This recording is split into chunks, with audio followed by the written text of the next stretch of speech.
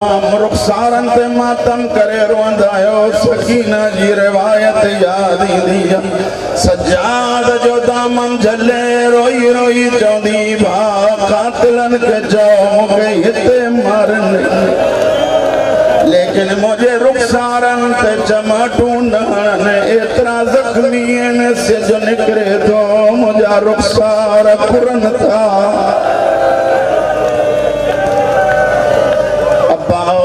रोई रोई सोची दी होयन जजा गादी जड़ा बाहर हो जान उनके कड़ियों केर पाई लेकिन अज समझो दम रुगो कड़ियों न पाई दम रुगो चादर न लुट भी मुमकिन बाजार में बेवंजणो पवे बेहयान के चौदम चादर दियो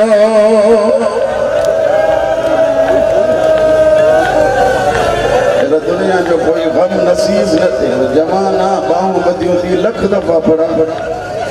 जेकी जमान है चल अली अकबर अब्बास सजे फौज में शामिल थी पहो जमाने जो इमाम राजी हुजे अब्बास हलो पानी भरिए पानी भरे जड़ी मल मोटियों पे तो अचे या हेरो 4000 कमानू खड़की है तीर जड़ी मल हल्या काबो समझी मुको लफ्ज अचानक निकरी वियो काबो समझी तीर दबाव प्या था कन सीने में लगंदा था वंजन अब्बास रोई जदो घोड़ा हलंदो हल पानी सकीना तई पहुंचाया वरुण वारा एक कमीने लिखी वार कयो गादी जो सजो बाजू कलम थो जमानो कंट्रोल करे बुध जो बे कमीने वार कयो गादी जो बे बाजू कलम थो जिया कमीने एक तीर हयो गादी के हिते लगो अब्बास हिया झुक झुकी गोडे में तीर फसाए जरी मल मथे कटे पयो या हेदा सत्सतीर गादी जे बिनी अखिन में लगा तीर लगल है न बाजू कटल है न सकीना रोई जदी बाबा मुख चाचे जी जंग देखार अंदाजो लगा छा कयामत होंदी एदा हुसैन सकीना के खयो सकीना कैफियत दिसी जमीन ते वेही जदी बाबा अल्लाह जो नादी मुख चाचो मोटाए दे मुझो असगर मरे तो मरे ओ मुझो गादी न बने गाँव ने बदो मानव कराया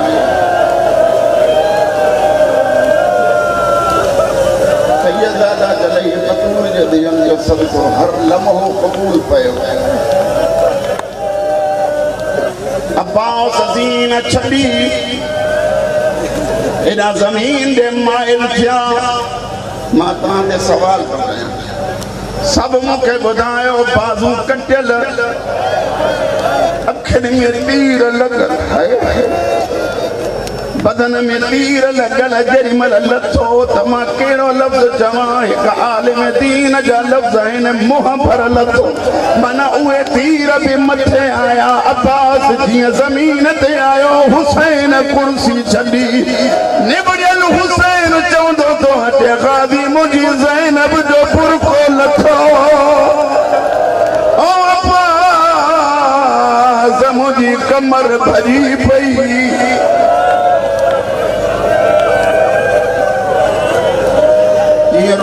चल ज़ैनब राजी चल अली जो दियर राजी मालक दफा अब्बास हुसैन जे मन मथम आयो मारे दरसो पंजे अब्बा जी कुंड सा शबीर अब्बास जे मथो मिट्टी बच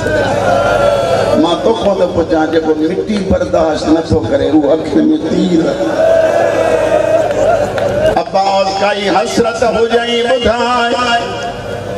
मौला भी हसरत काई कोने या हसरत मुझी लाश खेमे खणी न वन तू लाश खणी भी दे मुझी सकीना प्यासी हुंदी पुछे जो मां कहिड़ो जवाब अच्छा अब्बास मुझी भी हसरत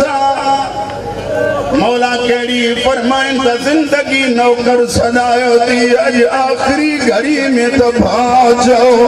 प्रवण वारा जरी मन गादी भाचो ज़ैनब खैमे महकल दुनिया ओ अब्बास अज ज़ैनब के भी भेण सलेहा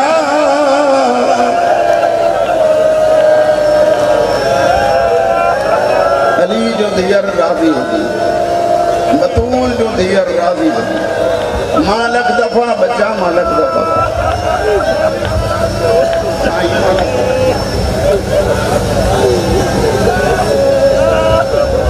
येदा जवान अलम अब्बास संभाली बचा हुसैन फरमाए तो अब्बास अन्या का भी शय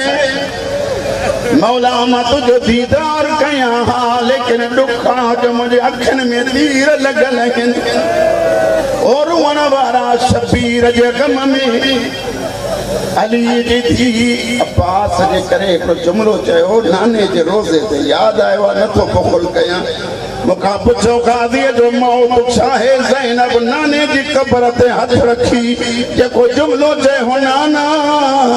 काज़ी खां पोइ जागी जागी मुंहिंजी नज़र घटिजी वई ओ मां सदको थी पवां